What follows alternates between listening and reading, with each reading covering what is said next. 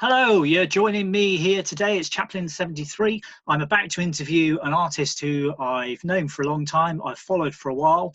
I first saw him on the Culture Show talking about Free Art Friday, and he needs no real introductions. His name is Korp, and hopefully he'll be joining me any second now. We'll just wait for him to connect. Hello, Korp. How are you doing? Hello, mate. I'm all right, thank you. How are you?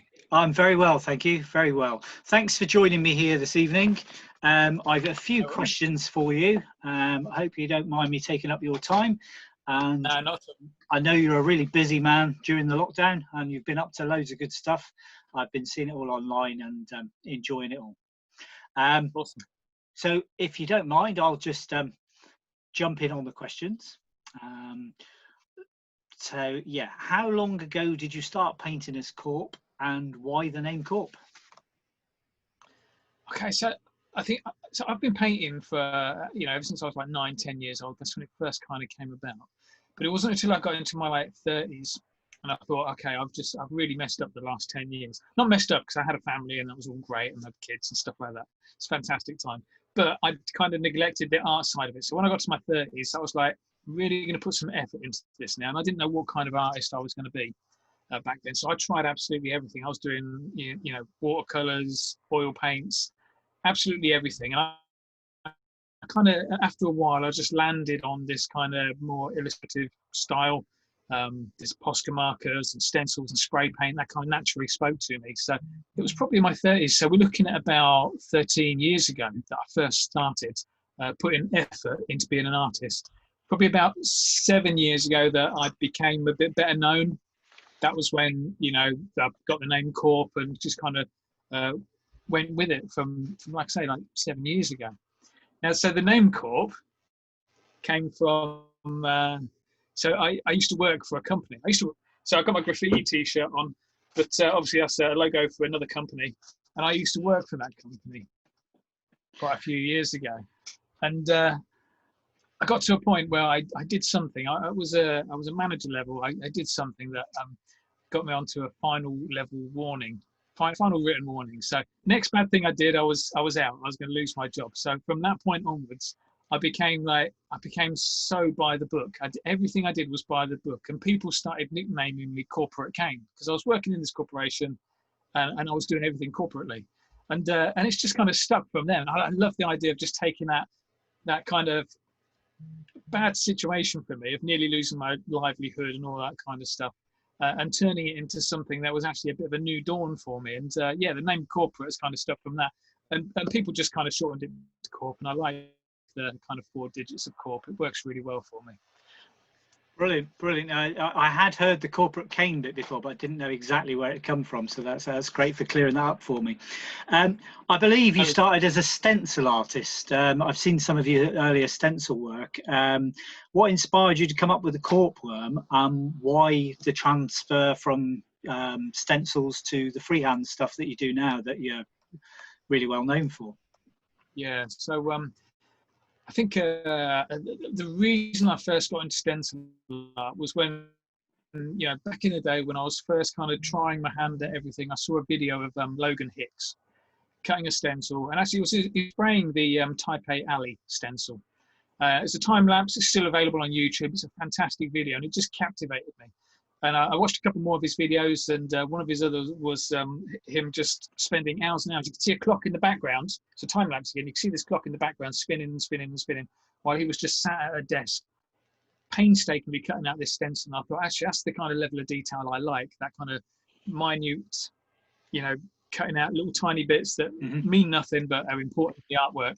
And so that's what kind of got me into stencil art. And it was a nice way of kind of being able to produce something instantly for impact, when you're spraying it, but knowing that the studio hours have gone in the background.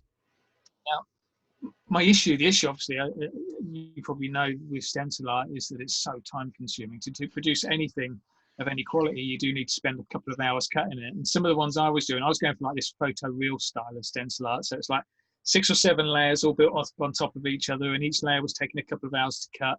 and then I'm going to get one piece of artwork out of like, a month's worth of work because I was working full time for a business. And so, yeah, it all kind of, it came from that. I didn't have time to cut stencils, and I thought I need to do something that's quick and simple.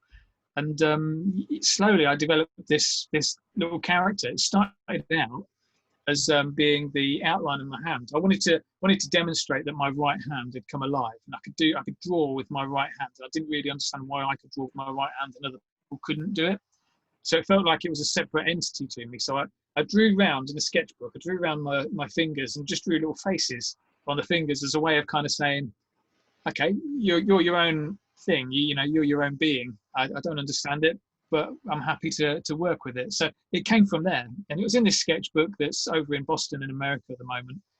And slowly this character just sort of developed over the years. You get bored with how it looks, so you change things. You added feathers and different shaped eyes and arms and wizard sleeves in the end, and all sorts of weird things to it. I never called it a worm. It's not a corp worm. I don't know where that came from. Somebody out there has called it a corp worm, and it's just kind of stuck with it. And it's not quite as interesting. When I say people, it's actually a finger I drew around my hand. It's like, oh, okay, we'll go for a corp worm instead. So yeah, that's where the character came from, and it was because it was easy to draw. It meant I could, finish a long day at work. I could spend half an hour with a Posca marker, a piece of paper, and I could finish a piece of artwork in half an hour, which previously I couldn't do that. So that's kind of where it came about. I think the first time I saw you live painting, I think you were painting an army of corp worms. So yeah. Yeah, probably. Was it at Upfest? I think it was. Yeah. A few years back. I did one at Upfest, and I can't remember the guy's name now. Who's the artist with the bowler hat? Do you remember him? I can't remember his name now, but my highlight of that Upfest was him sending me a message afterwards saying that my painting was one of his highlights of Upfest. You've even noticed me. I was quite chuffed with that.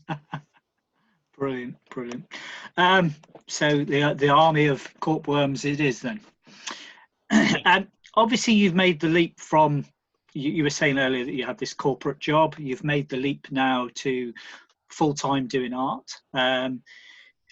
What's been the best thing about that, and what advice would you give to others thinking about taking that leap? I think the first piece of advice I'd give is don't take that leap too soon. Mm-hmm. The best thing for me was for about 10 years I worked as an artist but didn't rely on my art to feed me. I didn't rely on it commercially. And that's very liberating. It means I could do whatever I wanted with my artwork. I didn't have to do something because it was saleable or because it was mainstream or popular. I could do what I wanted to do. And that felt really good. After about 10 years of doing that, then you start to pick up a bit of a following as well. Because, I was drawing these like little worm creatures, and they're a little bit unusual. They've not got mainstream appeal, but those people that were finding it and were liking it were really digging it and really understood what I was doing as well. So that'd be my first thing: is don't rush into going full time with a job, being an artist straight away. It's very good to be able to rely on to be able to create artwork without having to rely on it being commercially viable. So yeah, first bit of advice. Second piece would be what did I find best about going full time? I guess being my own boss was probably the best thing. So I remember working for a business, and there was always like 2 or 3 layers with the people that you had to go through in order to make any changes or to do anything.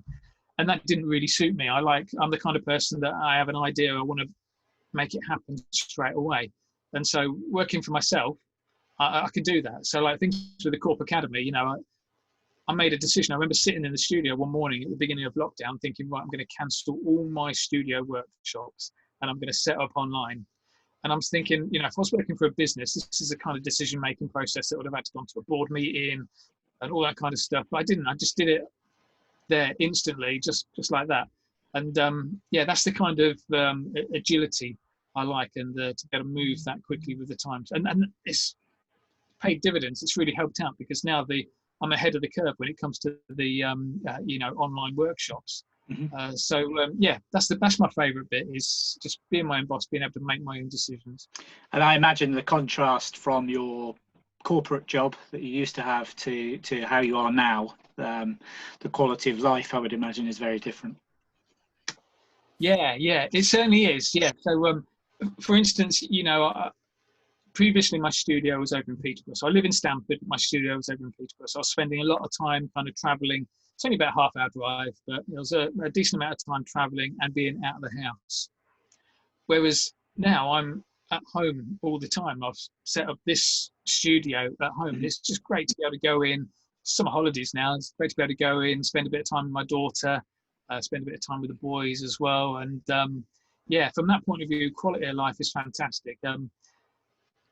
Yeah, it's really nice to have that kind of flexibility. The flip side of that is you do end up working at like 8 o'clock at night sometimes, but you don't mind it so much because you're enjoying what you do. If I was working at 8 o'clock at night for a corporate business, I'd be like, what am I doing with my life?